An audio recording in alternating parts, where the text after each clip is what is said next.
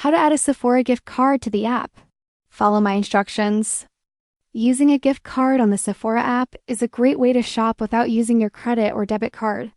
You can load your gift card, keep track of the balance, and apply it at checkout. Here's how to set it up quickly. First, open the Sephora app on your phone and log in with your account. If you don't already have an account, create one using your email address and password.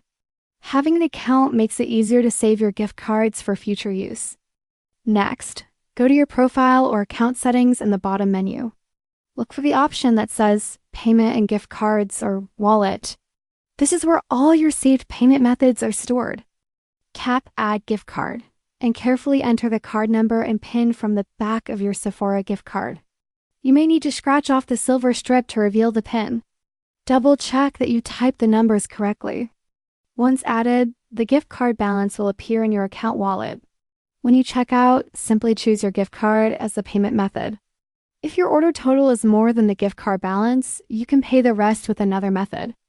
That's it. Your Sephora gift card is now added to the app and ready to use. Thanks for watching.